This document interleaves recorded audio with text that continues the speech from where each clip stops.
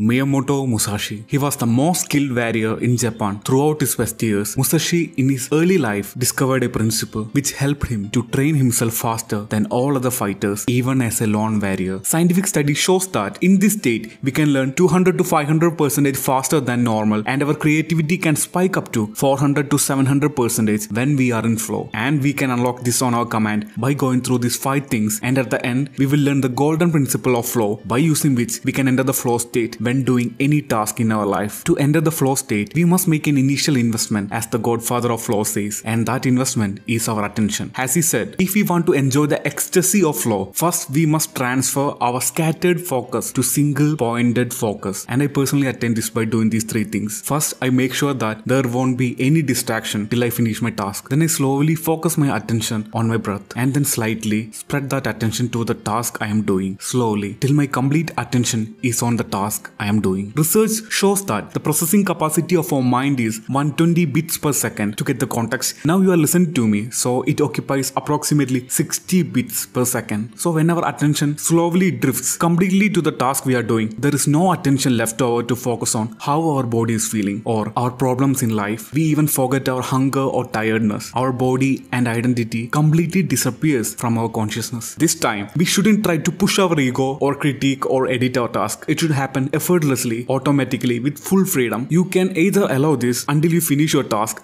or set a time period and give yourself permission to work till you complete it. After that, you can edit and review your work. In flow, there is no room for self-scrutiny. Individuals who are intrinsically motivated are driven by internal factors such as personal satisfaction or a desire to learn and grow or pleasure, while extrinsic motivation refers to engaging in an activity in order to avoid a punishment or gain external rewards. Flow state works based off intrinsic and not extrinsic motivation. Also, clear, well-defined goals give us a sense of purpose and direction, and thus help us to enter the flow state. As Mihai Csikszentmihalyi said, the climber inching up a vertical wall of a rock has a very simple goal in mind: to complete the climb without falling. Every second, hour after hour, he receives information that he is meeting that basic goal. Thus, to determine if your action at work are moving you closer to your objective, you must give yourself feedback throughout the day. We can do this by dividing our main task into micro tasks as a small checklist or to-do list. This not only helps us to clarify our goals, but also determine whether our actions are aligned with our goals. This feedback system helps us to find the flow sweet spot. This is the golden principle of flow. If we are playing chess, we should play chess against a player who are rated just 4% higher than us. If you play with a weaker player, you will win too easily and be bored because our skill level is higher than the level of challenge. On the other hand, if you compete with a grandmaster, then you will feel anxiety and get crushed because our skill level is lower than the challenge demands. But if you compete against people who are just slightly better than you, almost like 4% higher than you, you know you can win if you dig deep, dedicate your attention to the task at hand, and experience flow. Like this, adjust the difficulty of our work tasks to be slightly higher than what we can do comfortably, and we can find the flow. Our task shouldn't be too hard for us to complete, but at the same time, it should be challenging in order for us to experience flow. Flow is not a new discovery. This idea dates back all the way to Goethe and Nietzsche. They called it as Roche. And Roche not only help us to improve our skills or find happiness in life, it can also help us to find power, which we'll be learning in our next video.